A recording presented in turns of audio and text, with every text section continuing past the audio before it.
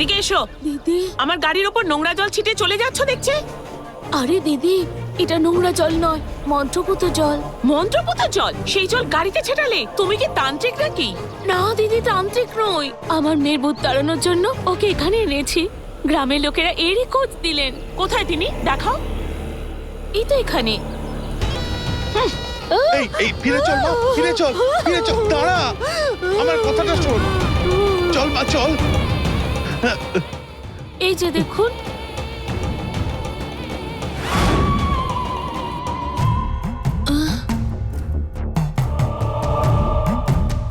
ভৈরবী মা,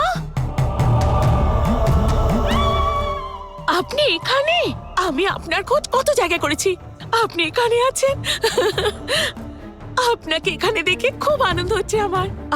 আপনার সাথে কিছু কথা ছিল, এখন বলবো? আমি এখন এখানে কাজে ব্যস্ত রয়েছি, তুই বাইরে অপেক্ষা কর। ঠিক আছে ঠিক আছে, আপনার কাজ সেরে নিন, আমি বাইরে অপেক্ষা করছি। ডেকে দেবেন? শান্ত হ মা। বাইরে যাই। এখানে এসো। উফ, একটু বসি। তুমি দূরে সরে যাও। ঠিক আছে মা। বল, কে তুই? কে তুই? তুই যতবারই জিজ্ঞেস করিস না কেন, আমি কিছুতেই বলবো না। এই, তুই যদি নিজে উত্তর না দিস তাহলে আমি বাধ্য করব জবাব দিতে। তা কখনোই সম্ভব না।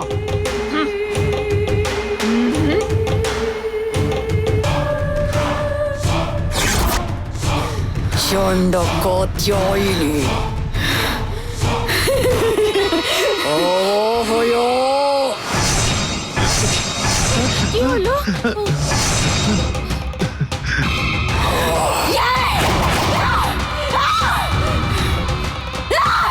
এই, উত্তর দিবি? ওম চন্ড। দাঁড়াও, করো না, আমার গায়ে না, না, আমার গায়ে ওসব দিও না। দাঁড়াও। বল, কে তুই? আমি বেনি। 6 মাস ধরে ওর শরীরে ভর করেছি। এক্ষুনি তুই চলে যাবি, না হলে আমি তোকে কিছুতেই ছাড়বো না। এক্ষুনি চলে যা। না, আমি যাব না। তোকে তো চলে যেতেই হবে, না হলে আমি মেরে তাড়াবো। আমার উপর অত্যাচার করলে আমি তোকেও ছাড়বো না। কি করবি তুই? তোকে ধ্বংস করব। হাহ, আমি প্রেত সিদ্ধ তান্ত্রিক, তুই আমার কোনো কিছুই করতে পারবি না। তুই আমার কোনোদিনই কিছু করতে পারবি না। তুই এক্ষুনি ওই মেয়েটার শরীর ছেড়ে চলে যা। আমি যাব না। যাবি না? কিছুতেই না।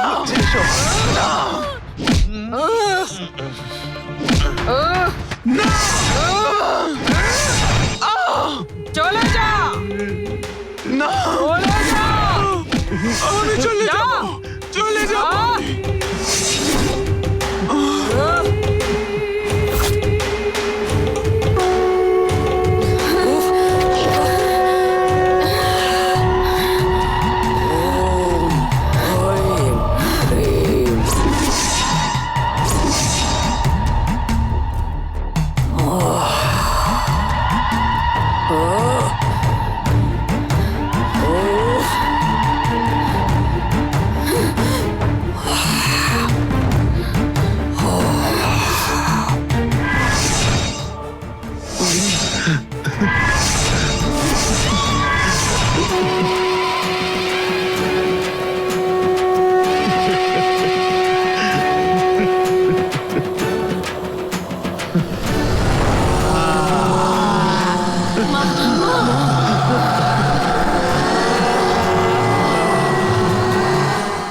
এক্ষুনি চলে যা।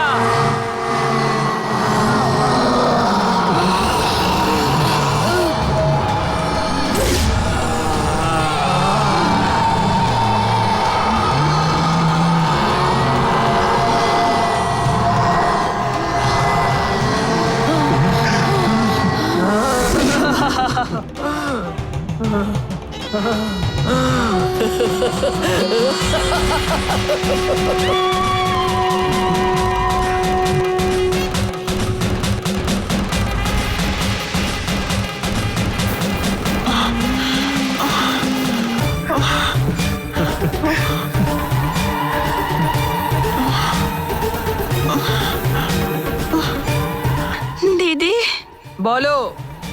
তুমি কখন এলে দিদি? আমরাই ভৈরবী মার কাছে এসেছি। তোর ওপর ভূত ভর করেছিল, ভৈরবী মা তাড়িয়ে দিয়েছে।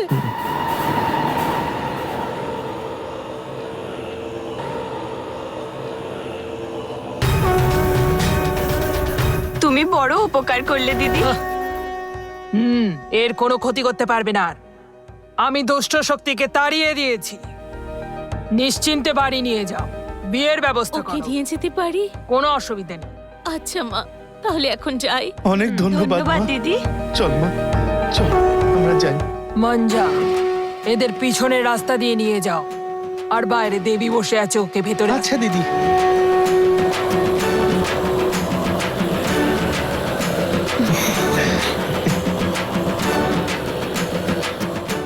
শুনুন, মা আপনাদেরকে ভেতরে রাখছেন। শোনো, হ্যাঁ? তুমি এখানে বসো, আমি দেখা করে আসছি। ঠিক আছে।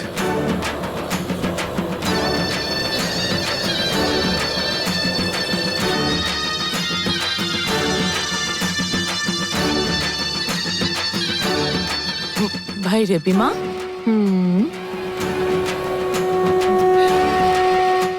ভেতরে আয়। কি হয়েছে? মহলের সম্পত্তি দখল করার জন্য এত পরিকল্পনা করেছিলি, সম্পত্তি কি পেলি? ওই বাড়ির সাথে সম্পর্ক শেষ হয়ে যাওয়ার মতো অবস্থা। আপনি জিজ্ঞেস করছেন আমি সম্পত্তি পেয়েছি কিনা? আপনি যেদিন মহল থেকে চলে গেলেন, আমিও সেদিন বাড়ি চলে গেছি। তাহলে তোরা ওই বাড়িতে এখন নেই? না, আপনাকে আমি রেখেছিলাম জানতে পারলে দাদা খুব ভয় পেয়ে যাবেন। সে কথা ভেবে মহল ছেড়ে চলে গেছি। তারপর থেকে আর ওই বাড়ির দিকে আমি একদম যাইনি। ওখানে আবার যে কি করে ফিরবো বুঝতেই পারছি না। ও, রাস্তাটা আমি দেখিয়ে দেব। দাদা তো ওনাকে আমার মুখ দেখাতেও মানা করে দিয়েছেন। আমি কোন মুখে এই বাড়িতে যাব আপনি বলুন মা। এই মুখ নিয়ে তো তুই যেতে পারবি না। কিভাবে তোর পক্ষে ওই বাড়ি যাওয়া সম্ভব সেটা আমি বলে দেব। মন দিয়ে শোন।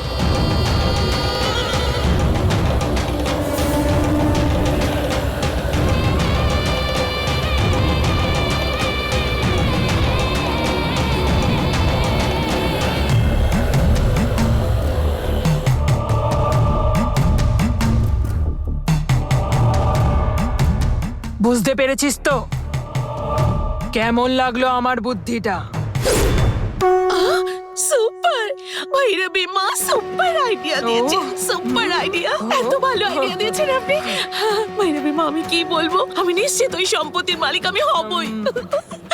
আমি যখন ওই সম্পত্তির মালিক হয়ে যাব, অর্ধেক সম্পত্তি আপনার নামে করে দেব। ভৈরবী মা, অর্ধেক সম্পত্তি আমি আপনার নামে নিশ্চয়ই করে দেব, দেখবেন।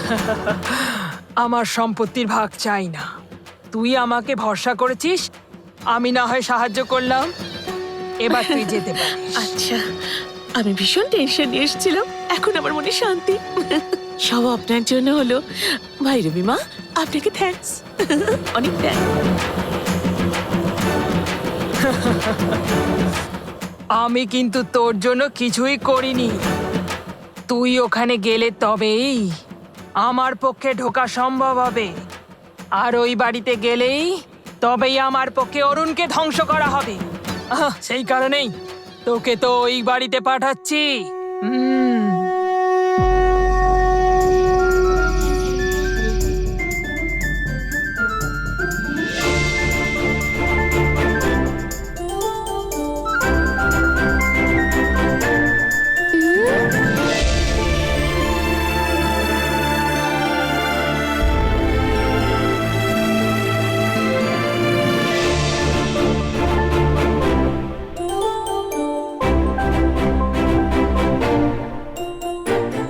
এটা কি শুনছো?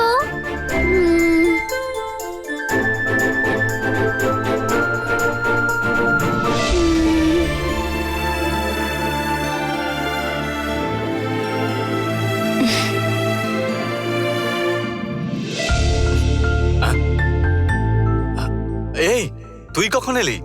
আমি তো অনেকক্ষণ হলো এসেছি। আমার দিকে না তাকিয়ে তুমি এক মনে গান শুনে চলেছো যে। এটা কোনো গান না মা, গলার আওয়াজ। কার আওয়াজ? তোর মায়ের আওয়াজ। যখন আমি মালয়েশিয়াতে ছিলাম আর তোর মা আমাকে প্রত্যেক দিন তখন ফোন করতো, আর তোর মায়ের আওয়াজ যাতে আমি যখন খুশি শুনতে পারি তার জন্য রেকর্ড করে রেখেছিলাম। যখনই তোর মায়ের কথা মনে পড়ে আমি তখনই এই ভয়েস রেকর্ডিংগুলো শুনি। ওর গলার আওয়াজ যখনই আমি শুনি আমার মনে হয় তোর মা সবসময় আমার কাছেই রয়েছে। সত্যি বলছি দেবসেনা, তোর মায়ের মতন গলার আওয়াজ আর কারণ নেই। আজ তোর মাকে আমি খুব মিস করছি। ছাড়, আমি বরং গিয়ে একটু মুখ ধুয়ে আসি, ঠিক আছে?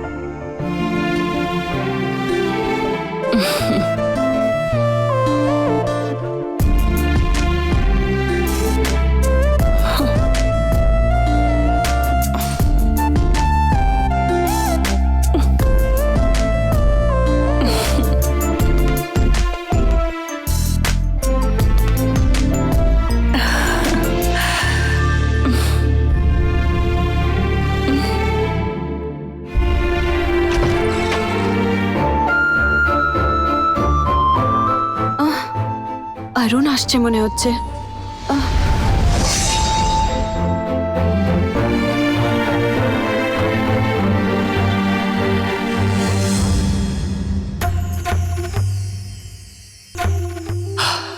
আরে ও আবার কোথায় চলে গেল?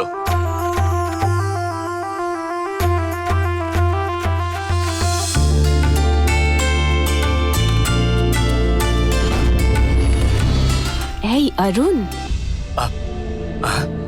এতক্ষণ বুঝি তুমি আমাকে মনে করছিলে? তুমি আমাকে ভুলতে পারোনি না?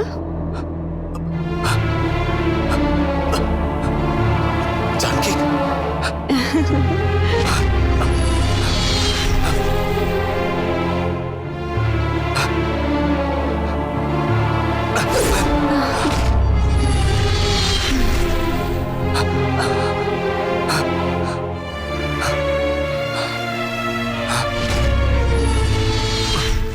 এটা তো জানকিরই গলার আওয়াজ ছিল।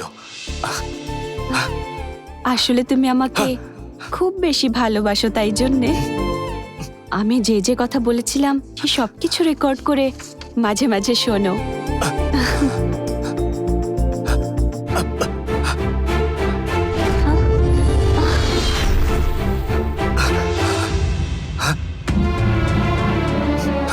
জানকির গলার আওয়াজ।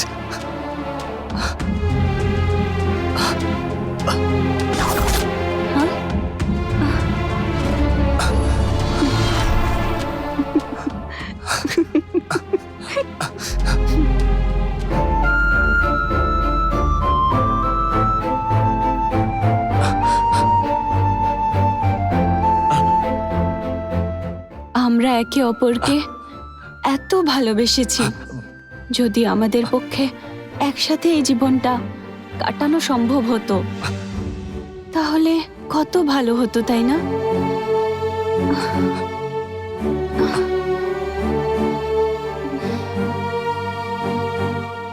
কোথায় তুমি?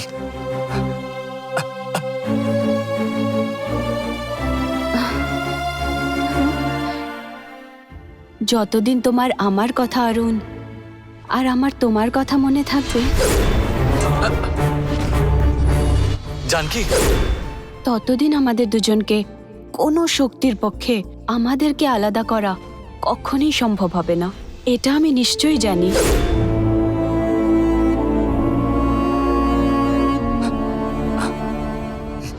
বাবা,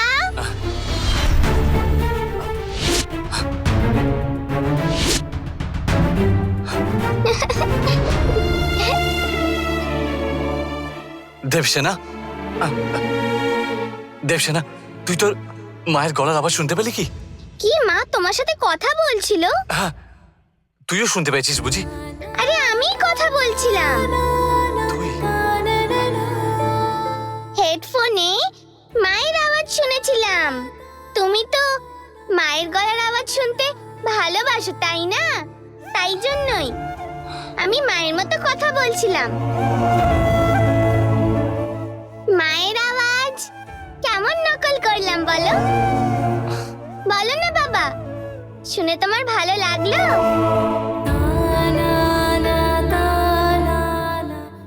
এই অরুণ, কখন থেকে জিজ্ঞেস করছি, বলো, জবাব দিচ্ছ না কেন? জানকি আমার থেকে দূরে চলে গেছে, আমি এটাই ভাবতাম। কিন্তু ও আজকে প্রমাণ করে দিয়েছে যে তোর রূপে আমার সাথেই রয়েছে। তুই কথা বলছিলি যখন, তখন মনে হচ্ছিল যেন তোর মাই কথা বলছে।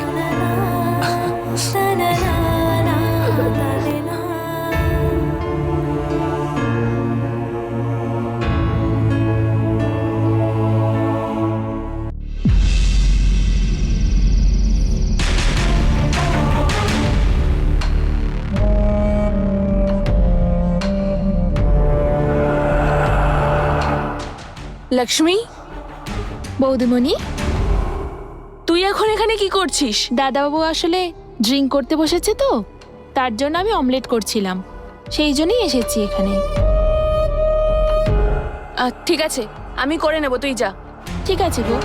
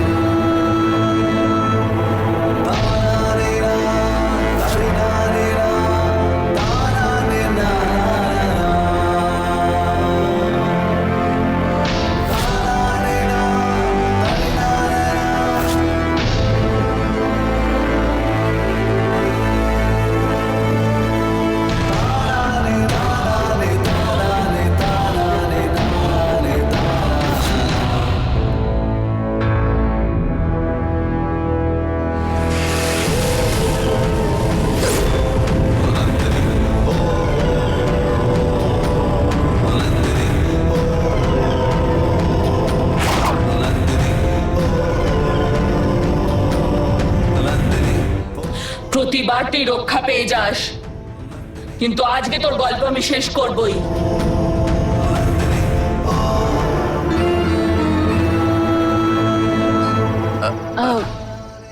অমলেট। ও গঙ্গা, প্রায় অনেকদিন হয়ে গেল আমি ড্রিঙ্ক করা ছেড়ে দিয়েছিলাম, কিন্তু আজকের দিনই আমি আমার জানকিকে প্রপোজ করেছিলাম। দেবসেনাও আজকে জানকির মতন গলার স্বরে কথা বলছিল।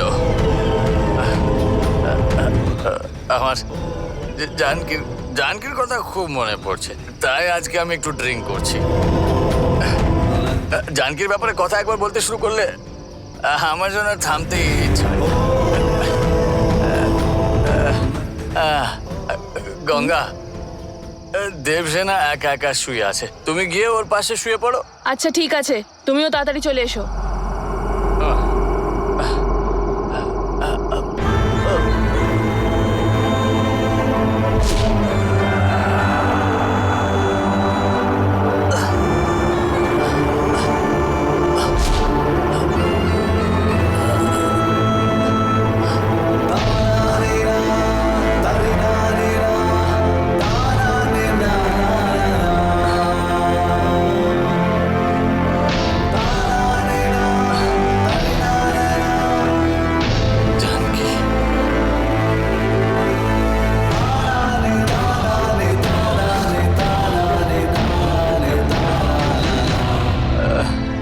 জানকি,